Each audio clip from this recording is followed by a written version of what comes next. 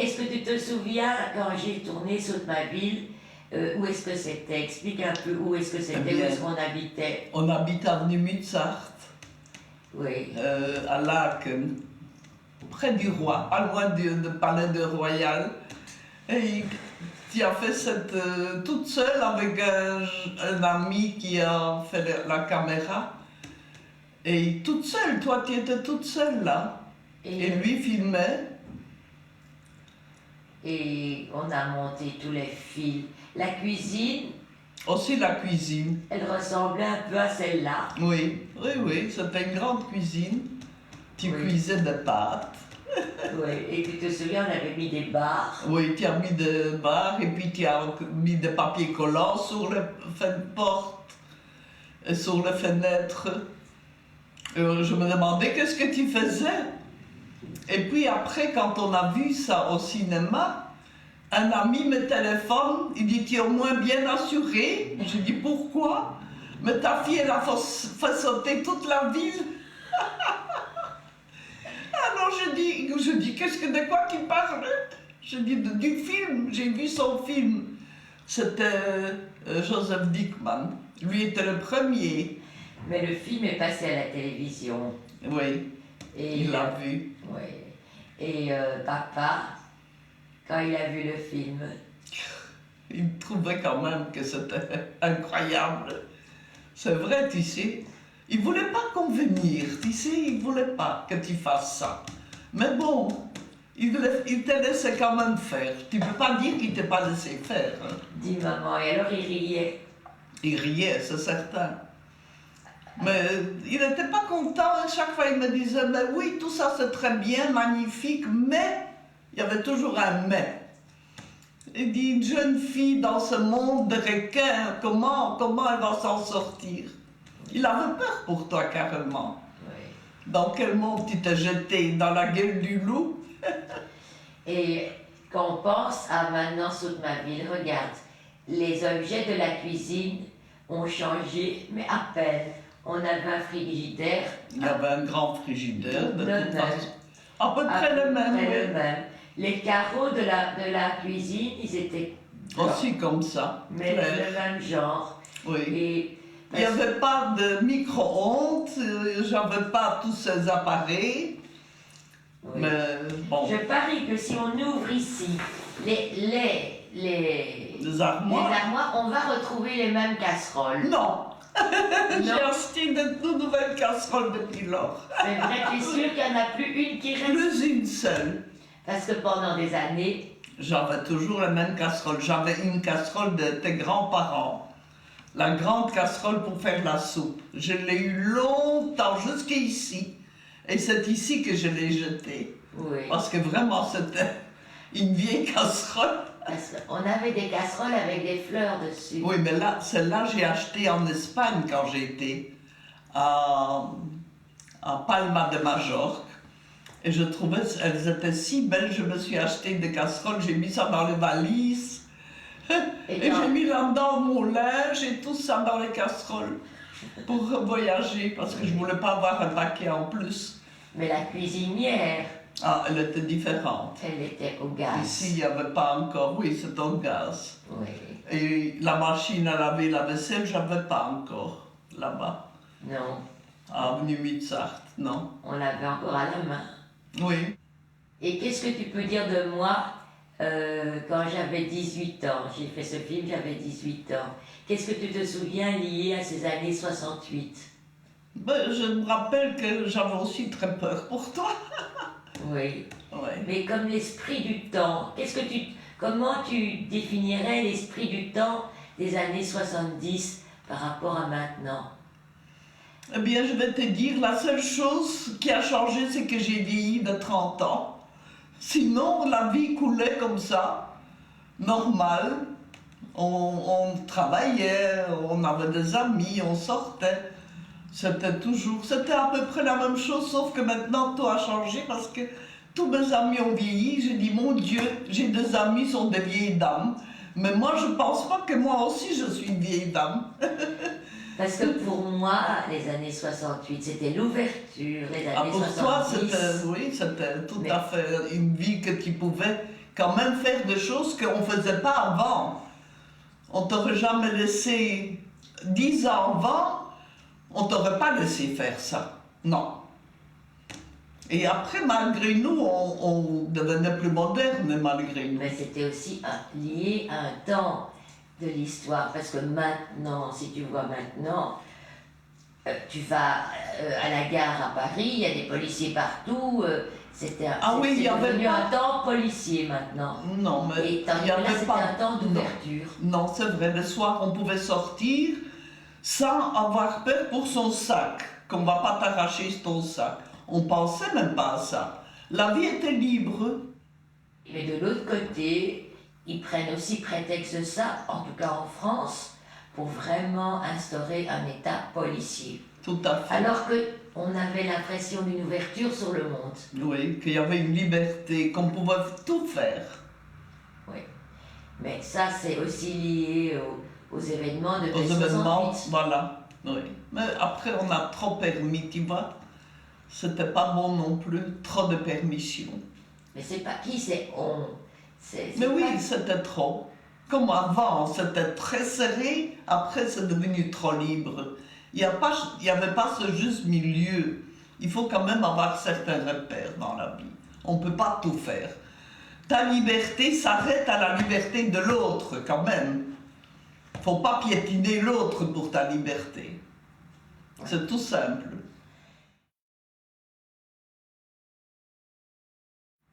Maintenant, est-ce que tu peux me dire un peu ce que tu te souviens sur le tournage de Jeanne Dielman sur le tournage, Delphine eh bien écoute, quand j'ai fait sa connaissance, j'étais émerveillée, ça de toute façon. Dis le nom, parce qu'après on ne saura pas. Delphine Seyrig. Recommence. Je dis Delphine Seyrig, quand j'ai fait sa connaissance, j'étais émerveillée, pas seulement par l'actrice, mais par la femme, par l'être humain. Une intelligence, une finesse, une délicatesse. Elle était merveilleuse. Elle n'avait pas la grosse tête comme il y a certains. Pas du tout. Mais là aussi c'était un autre monde, parce que tout était moins médiatisé. Oui, c'est vrai. Oui. Alors elle venait, elle était chez moi à la maison, on a fait un souper, il y avait Sami Frey qui était là tous les jours. Il est resté pendant tout le tournage, je crois. Quasiment. Oui, et puis il a fait lui-même, il tournait sur une vidéo comme ça, en plus. Il tournait presque tout le film, et à côté. Mais qu'est-ce que tu penses que ce film disait par rapport aux femmes? Par rapport aux femmes, redis ma question chaque fois, tu sais. Oui, ce que tu demandes par rapport aux femmes. Eh bien, écoute, les femmes étaient des femmes au foyer à ce moment-là. Il y avait peu de femmes qui travaillaient à ce moment-là. Oui, certaines devaient travailler pour gagner leur vie, mais ceux qui pouvaient rester à la maison, s'occuper des enfants, eh bien, ces femmes-là étaient à la maison. Hein. Comme ici dans Jeanne Dielman, qu'est-ce qu'on voit?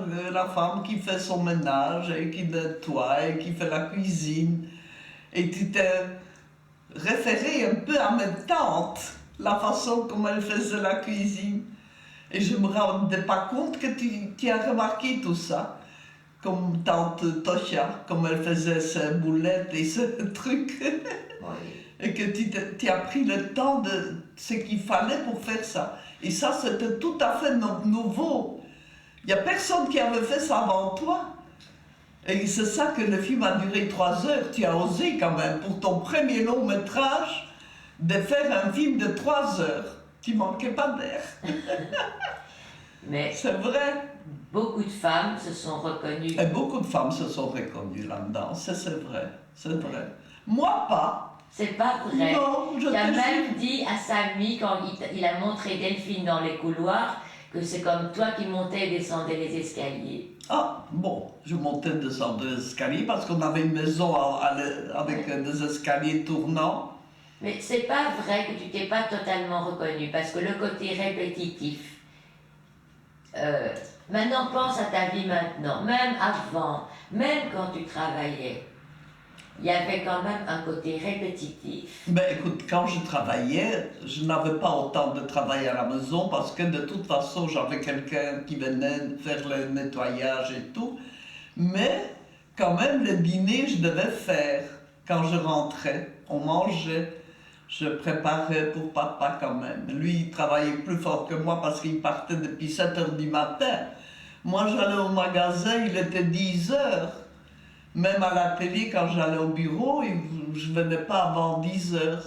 Quand même, je n'avais pas si dur que ça. Oui. Oui. Et bon, j'avais des contacts avec des gens. J'étais hors de la maison, c'était quand même... Je n'étais pas confinée du matin au soir dans la maison. Hein. Et alors, le soir, on sortait encore. On avait des rendez-vous avec des amis. On allait prendre un verre les uns chez les autres. Mais aussi dans Jeanne Dillemann, le côté où tout doit être net. Ça, j'adore. Ça, c'est vraiment... J'aime bien quand tout est propre, que tout est net. J'aime pas le désordre. Et toi, tu aimes bien le désordre? Non, je déteste. Tu détestes le désordre, mais tu sais très bien en faire. Tandis que moi, quand je fais du désordre, je range. Je range. J'aime bien. Tu sais que c'est agréable quand tout est bien net, propre. Je me sens bien alors. Je pense que c'est dans Jeanne Dillemann, quand la moindre chose change. Ah, chez elle, c'était vraiment obsessionnel. Moi, pas. Écoute, je suis pas... J'aime bien, bon, quand il y a des amis qui viennent, qu'il y a du désordre, c'est des verres, des tasses et des gâteaux et tout ça, c'est très gai. Je ne commence pas à ranger pendant qu'elles sont là. Hein. Je mets de l'ordre quand elles s'en vont, c'est tout. Mais c'est-à-dire... Mais elle, tout était comme ça, minuté, on peut dire. Elle avait une vie réglée comme un papier à musique. Et dès qu'il y a quelque chose qui dérangeait, tout son édifice s'effondrait. S'effondrait. S'effondrait. Oui. Tu penses pas que si j'ai fait ce film où on voit une femme, en effet, comme tu dis, obsessionnelle, ou quand il y a un changement dans sa vie, tout son monde s'effondre, c'est lié au fait que si rien ne change, rien de mal peut arriver. Rien de mal, rien de dangereux ne peut arriver. Elle a 1 heure en trop à un moment donné, elle ne sait pas comment la remplir. Oui. Parce qu'à ce moment-là, il y a de la place pour l'anxiété. Oui, oui. Et l'angoisse. Et au fond, et moi, et toi, et d'autres gens que je connais, quand il y a cette heure où il y a de la place pour l'anxiété, je pense que je ne parle même pas que des femmes là, je pense que je parle aussi des gens d'après-guerre, où on sait qu'au fond, le changement peut amener le pire. Elles ont peur du changement. Les gens ont peur un peu du changement. Ceux qui ont fait la guerre surtout, qui ont passé la guerre. On aime bien que chaque chose, on sait ce qui nous attend, qu'il n'y a rien comment dire, de mauvais qui peut arriver, puisque tout continue bien. C'est vrai. Alors on se sent en sécurité. Le peu que tu m'as raconté,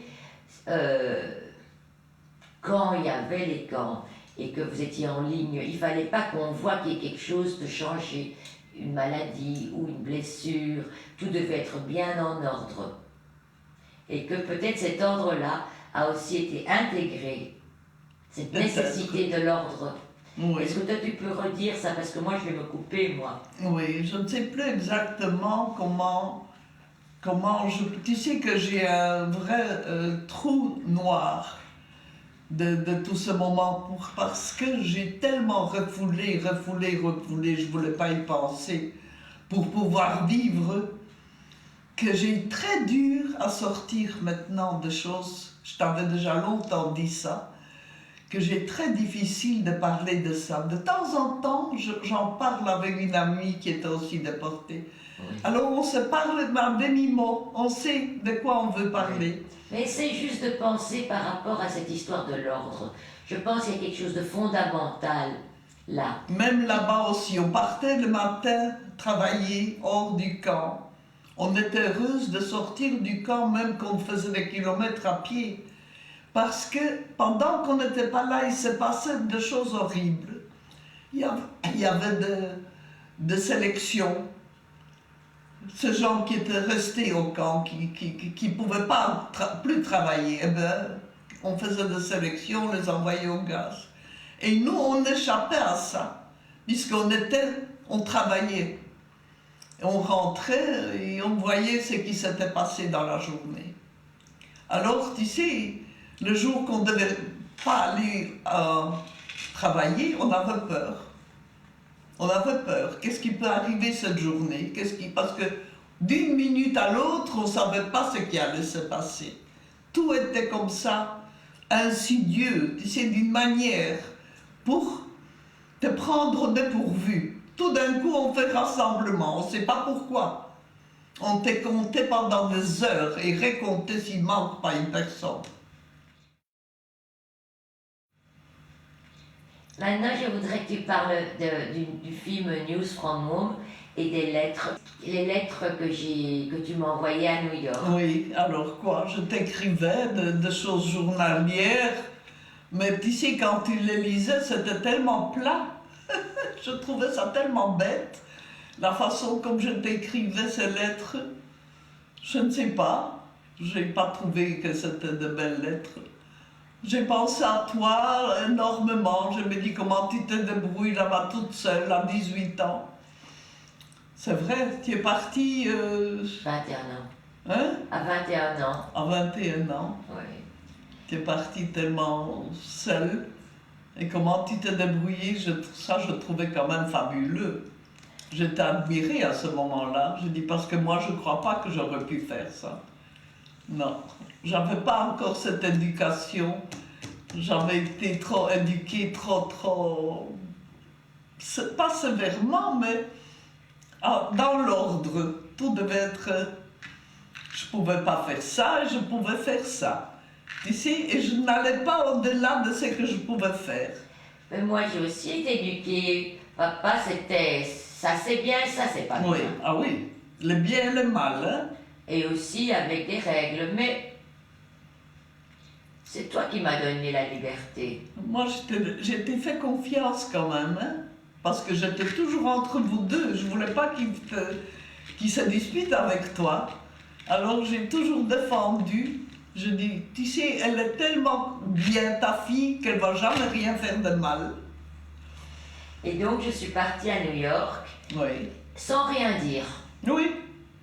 Tu es partie d'abord, c'est pas en Israël. En Israël, d'Israël à New York. Et là, tu es partie, oui, tu es partie en vacances en Israël. Et de là, tu es partie en New York en me écrivant, je pars à New York. Alors, qu'est-ce qu'on devait dire? On ne pouvait rien faire. Oui. Alors, qu'est-ce que je pouvais faire? Je t'écrivais des lettres. Je voulais juste savoir si tu vas bien. Et je voulais juste que tu reviens entière.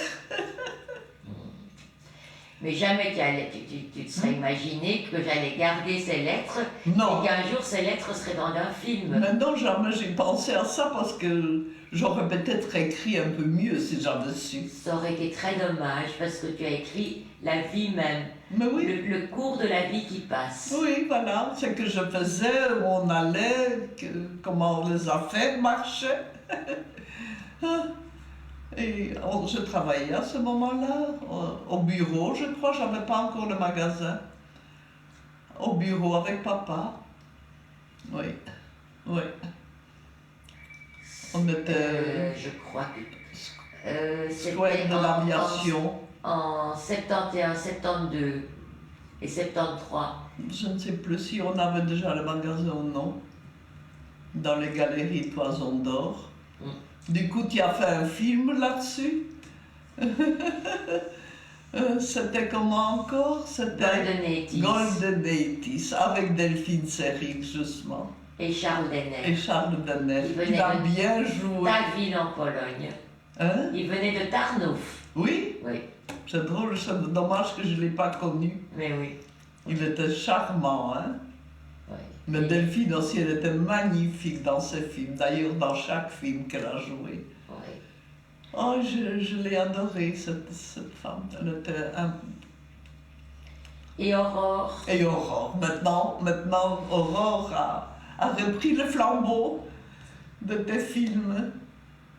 C'est le même style de femme. Aussi fine, délicate, délicieuse, gentille, belle comme un cœur. Oui. Qu'est-ce que tu pourrais dire que tu te souviens encore quand tu voyais les films, quand tu allais au cinéma? Écoute, d'abord je tremblais comme une feuille. J'avais tellement peur, comment ça va être accueilli. Je savais bien que tes films sont un peu plus spéciaux, c'était pas des films de genre Hollywood. Et je me demandais comment les gens, eh bien les gens ont merveilleusement réagi, avec qui j'ai parlé. Tout le monde a tellement bien réagi, j'étais tellement heureuse de ça. Parce que j'avais toujours peur qu'ils ne vont pas comprendre. Mais il y a pas mal de gens qui comprennent très bien. Et maintenant, du coup, quand par hasard on parle et qu'ils savent que je suis la maman de Chantal Akerman, ils sont éblouis. Du coup, je me fais des amis grâce à ça. En vacances, on a fait connaissance d'un couple et on se présente, monsieur et madame Akerman. Vous n'êtes pas parfois apparenté à Chantal Akerman? J'ai dit oui, c'est notre fille. Du coup, pendant les 15 jours de vacances, ils ne nous ont pas quittés. Et après, ils sont venus me voir à Bruxelles. Mais enfin, moi, je trouve que quand tu étais petite, quand même, tu étais bien, tu étais mignonne et intelligente. Et à l'école, papa disait, c'est pas possible qu'elle soit la première, elle ne travaille pas. C'est pas une bonne école. Si elle est la première, c'est pas une bonne école. Il trouvait que tu travaillais pas assez, que tu faisais pas assez tes devoirs, ni que tu étudiais convenablement et que tu étais la première. Il dit, c'est pas une bonne école. Écoute. Et moi, je savais que tu étais intelligente. Maman, tu sais, moi, je suis née en 1950, hein? Ouais. Je suis le premier enfant d'après-guerre. Oui, la famille. De la famille. On peut dire que, bien sûr, j'ai eu une enfance où vous m'avez donné beaucoup, mais je porte malgré moi le poids de l'histoire. C'est vrai, c'est comme ça. J'ai jamais voulu justement te charger de toi, ça. Maman, c'est le poids de l'histoire parce que, tu sais, il y a des livres qui ont été écrits là-dessus, sur les enfants de la deuxième génération d'après-guerre. Ils portent en eux le poids de cette histoire. Il n'y a rien à faire. Alors, après, que tu le veuilles ou que tu le veuilles pas, c'est comme ça. Et moi, je voulais te préserver de tout ça. Tu sais, je voulais pas que tu souffres à travers moi. Mais... Et toi qui me reprochais que je te racontais pas, tu ne devais pas me le reprocher. J'étais préservée, je voulais te préserver. Pourquoi te raconter ces choses horribles? Je voulais plutôt ne plus penser, vivre, puisque j'ai eu la chance, le bonheur, je ne sais pas, le miracle que je suis revenue, c'est un miracle. Chaque chose, c'est un miracle qui m'est arrivé. Que je suis là et que je suis entière et que je vis et que, bon, je supporte beaucoup de choses. Hein? Et je tiens le coup. Et j'espère que je vais encore 30, 40 ans. Ah, oui, merci.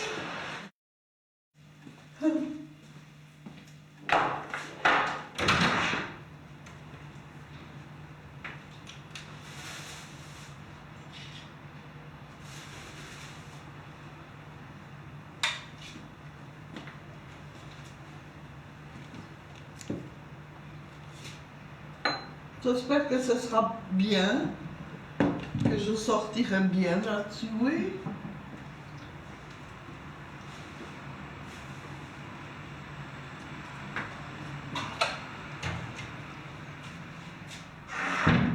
Eh bien, c'est drôle parce qu'elle mettait en scène et tout ça.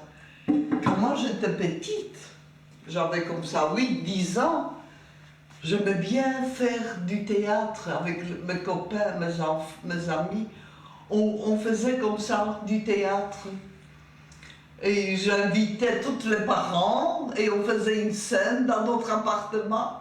J'invitais tout le monde et nous on jouait des petites pièces de théâtre des enfants de 10 ans.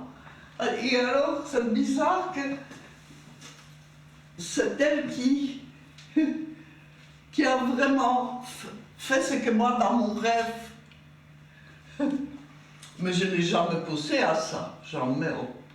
C'est venu tellement brutalement, je ne sais pas, tout d'un coup, elle avait envie d'aller dans une école de cinéma apprendre. Alors elle est rentrée dans cette école, elle n'est pas restée longtemps parce qu'elle trouve qu'il n'y avait rien qu'elle pouvait apprendre. Il y avait trop de cours que ça ne l'intéressait pas. Et elle a commencé à faire elle-même des petits films, jusqu'elle a fait Saute ma ville, son premier court-métrage. Et pour ramasser de l'argent pour acheter la pellicule, elle a été chez mes amis, taper les uns et les autres pour qu'on l'aide. Vraiment, tout ce qu'elle est devenue, c'est rien qu'elle-même. Personne, mais vraiment personne, l'a aidée. Elle est parvenue à faire toute seule. Et rien que ça, je trouve que c'est fabuleux. Je l'admire énormément. Je ne vais pas lui dire ça parce que je ne veux pas... Mais je vous raconte ça à vous. Elle est vraiment formidable. Je ne dis pas ça, c'est parce que c'est ma fille, mais comme être humain, en général, elle est formidable. Je suis vraiment fière d'elle.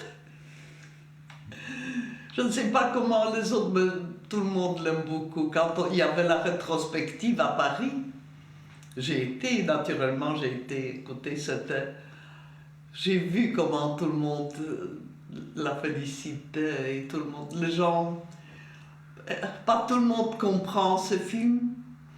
Parce que j'ai une amie, par exemple, qui a été dit « Pourquoi elle ne fait pas de films commerciaux ?»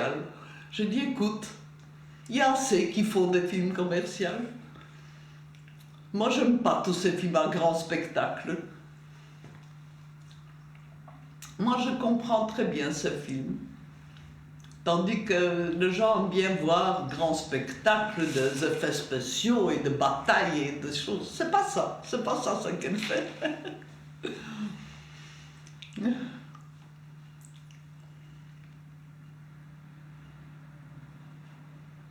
Enfin, voilà. Et c'était drôle parce que toujours, il y avait quelque chose de moi. Je lui dis, c'est comme Hitchcock. Il se mettait toujours en scène dans chaque film, il y avait une silhouette. Et elle, c'est à moi qu'elle met presque dans chaque film comme silhouette. C'est comique, non?